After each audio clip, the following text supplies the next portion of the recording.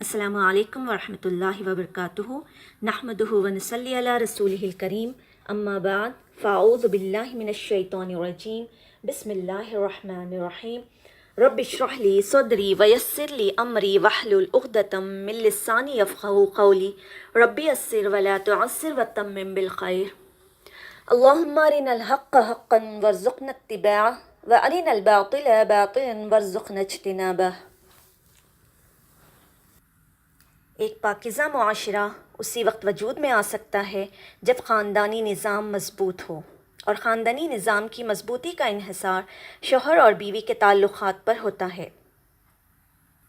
دونوں کے درمیان جب تک انڈرسٹینڈنگ نہ ہو، دونوں ایک دوسرے کا حقوق کا خیال نہ رکھیں، اس وقت تک خاندان کے اندر سکون، راحت، خوشی پیدا نہیں ہو سکتی۔ آئیے ہم دیکھتے ہیں کہ اسلام شوہر اور بیوی کو ایک دوسرے کی ادائیگی کے لیے کیا حکم دیتا ہے۔ سب سے پہلے شوہر کی ذمہ داریوں پر بات کریں گے۔ قرآن پاک میں اللہ سبحانہ و تعالیٰ نے شوہر اور بیوی کو ایک دوسرے کا لباس بتایا ہے۔ ارشاد باری تعالیٰ ہے، ہن لباس لکم وانتم لباس لہن، وہ تمہارا لباس ہے اور تم ان کا لباس ہو۔ اور لباس انسان کے لیے پروٹیکشن، حفاظت، زیب و زینت اور سکون کا باعث ہوتا ہے۔ انسان اپنے لباس سے پہچانا جاتا ہے، انسان اپنے لباس کی کیئر کرتا ہے، اس کے بارے میں کانشیس ہوتا ہے، اس سے غافل نہیں ہوتا، کیونکہ وہ اس کی پرسنالٹی کو بیوٹیفائی کرتا ہے۔ اور اگر لباس اچھا نہیں تو آپ کی پرسنالٹی داغدار ہو جاتی ہے۔ تو جس طرح لباس اور جسم کا مضبوط تعلق ہے، اسی طرح شوہر اور بیوی کا بھی باہم ایک قریبی تعلق ہوتا ہے۔ اس لیے دونوں جب تک ایک دوسرے کے حقوق ادا نہ کریں تو کوئی خاندان خوشگوار نہیں ہو سکتا۔ تو آئیے دیکھتے ہیں کہ اس سلسلے میں اسلام کی تعلیمات کیا ہیں۔ سب سے پہلے شوہر کو یہ تلقین کی گئی ہے کہ وہ بیوی کے ساتھ اچھا سلوک کرے۔ قرآن پاک میں اللہ تعالیٰ فرماتے ہیں وَعَاشِرُهُنَّ بِالْمَعْرُوفِ، اور ان عورتوں کے ساتھ معروف طریقے سے زندگی بسر کرو۔ حجۃ الوداع کے موقع پر آپ صلی اللہ علیہ وسلم نے لوگوں کو تلقین کرتے ہوئے فرمایا، لوگوں عورتوں کے ساتھ اچھا سلوک کرو، کیونکہ وہ تمہارے پاس قیدیوں کی طرح ہیں، تمہیں ان کے ساتھ سختی کرنے کا کوئی حق نہیں، سوائے اس صورت کے جب ان کی طرف سے کھلی ہوئی نافرمانی سامنے آئے۔ اسی طرح آپ صلی اللہ علیہ وسلم نے اپنے اس خطبے میں یہ بھی فرمایا کہ دیکھو، تمہارے کچھ حقوق تمہاری بیویوں پر ہیں اور تمہاری بیویوں کے کچھ حقوق تم پر ہیں۔ تمہارا حق ان پر یہ ہے کہ وہ بستروں کو ان لوگوں سے نہ رندوائیں جن کو تم نے ناپسند کیا ہو، اور تمہارے گھروں میں ایسے لوگوں کو نہ آنے دیں جن کا آنا تمہیں ناگوار ہو، اور سنو، ان کا تم پر یہ حق ہے کہ تم انہیں اچھا کھلاؤ، اچھا پہناؤ۔ اسی طرح اسلام شوہر کو یہ حکم بھی دیتا ہے کہ وہ بیوی کے ساتھ خوشگمان رہے۔ اسی لیے ہم دیکھتے ہیں کہ قرآن پاک میں اللہ تعالیٰ فرماتے ہیں فَإِن كَرِهْتُمُوهُنَّ فَعَسَىٰ أَن تَكْرَهُوا شَيْئًا وَيَجْعَلُ اللَّهُ فِيهِ خَيْرًا كَثِيرًا، اگر وہ تمہیں کسی وجہ سے ناپسند بھی ہوں تو ہو سکتا ہے ایک چیز تمہیں ناپسند ہو مگر اللہ تعالیٰ نے اسی میں بہت کچھ بھلائی رکھی ہو۔ اس مفہوم کو آپ صلی اللہ علیہ وسلم نے ایک حدیث میں یوں بیان کیا ہے کہ کوئی مومن اپنی مومنہ بیوی سے نفرت نہ کرے۔ اگر بیوی کی کوئی عادت اس کو پسند نہیں تو ہو سکتا ہے کوئی دوسری عادت پسند آ جائے۔ اسی طرح بیوی کے ساتھ عفو و درگزر، معاف کرنے کا بھی حکم دیا گیا ہے، کیونکہ گھر میں کئی معاملات ایسے ہوتے ہیں جن میں دونوں کو ایک دوسرے کی بات پسند نہ ہو یا ایک دوسرے کی طرف سے کچھ زیادتی ہو، تو ایسی صورت میں جب تک معاف کرنے کی روش اختیار نہ کی جائے تو بہتری نہیں ہو سکتی۔ قرآن پاک میں ایک جگہ آتا ہے وَإِن تَعْفُوا وَتَصْفَحُوا وَتَغْفِرُوا فَإِنَّ اللَّهَ غَفُورٌ رَحِيمٌ، پھر اگر تم معاف کر دو، بخش دو، عفو درگزر سے کام لو تو بے شک اللہ تعالیٰ بھی غفور الرحیم ہے۔ معاف کرنے کے لیے یہاں پر 3 الفاظ ایک جگہ استعمال ہوئے ہیں، تعفو۔ اس سے ہم اندازہ لگا سکتے ہیں کہ کس قدر تاکید ہے معاف کرنے کی، اور ایک اچھا گھرانہ معاف کیے بغیر ایک دوسرے کو وجود میں آ ہی نہیں سکتا۔ نبی صلی اللہ علیہ وسلم نے خاص طور پر عورت کے ساتھ اچھا سلوک کرنے کی تلقین کرتے ہوئے فرمایا، عورتوں کے ساتھ اچھا سلوک کرو، عورت پسلی سے پیدا کی گئی ہے اور پسلیوں میں سب سے زیادہ اوپر کا حصہ ٹیڑھا ہے. اس کو اگر سیدھا کرو گے تو ٹوٹ جائے گی، چھوڑ دو گے تو ٹیڑھی ہی رہے گی. بس عورتوں کے ساتھ اچھا سلوک کرو. اس میں عورت کی توہین نہیں کی گئی ہے، بلکہ عورت کی فطرت کو بتایا گیا ہے کہ اس کے اندر ایک خاص طرح کے جذبات اللہ تعالیٰ نے پیدا کیے ہیں. مرد عموماً زیادہ عقل سے کام لیتے ہیں جبکہ عورت جذبات سے کام لیتی ہے. تو مرد اپنی سوچ کے مطابق عورت سے معاملہ نہ کرے، بلکہ عورت کی پوزیشن کو دیکھتے ہوئے، اس کے جذبات کو دیکھتے ہوئے اس سے معاملہ کرے اور حسن سلوک کرے تو خاندانی زندگی زیادہ سے زیادہ خوشگوار ہو سکتی ہے. پھر اسی طرح بیوی کے ساتھ کچھ اخلاقی کا برتاؤ کرنے کا حکم دیا گیا.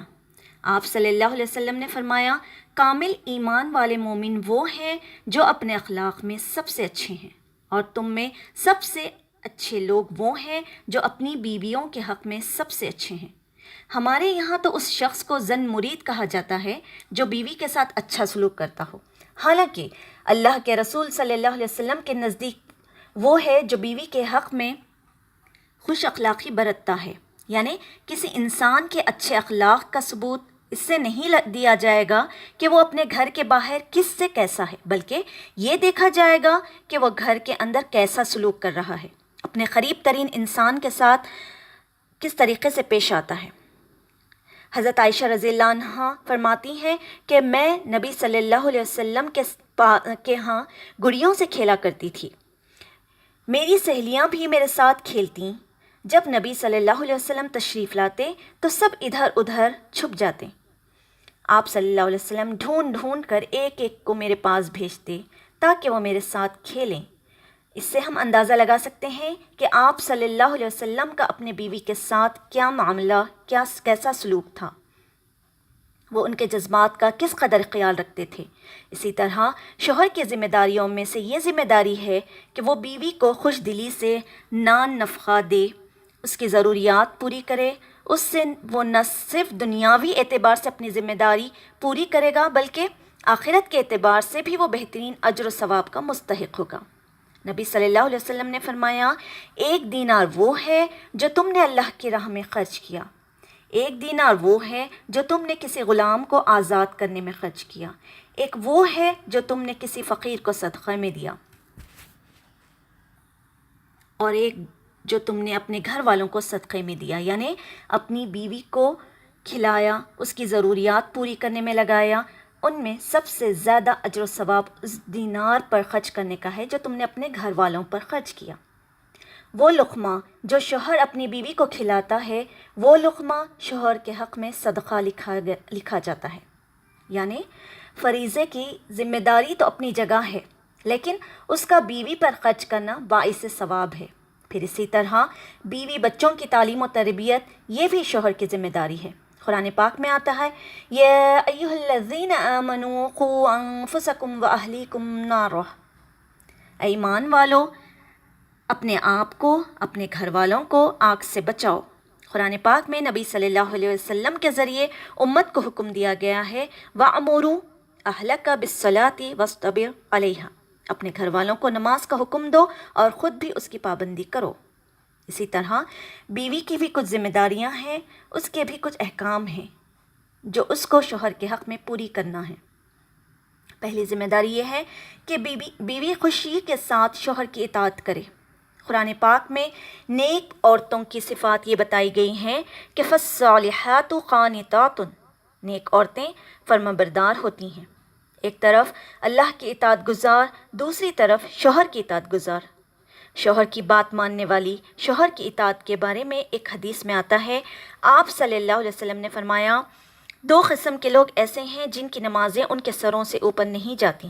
ایک وہ غلام جو اپنے آقا سے بھاگ جائے جب تک کہ وہ واپس نہ آئے، اور دوسرے وہ بیوی جو اپنے شوہر کی نافرمانی کرے جب تک کہ نافرمانی سے باز نہ آ جائے.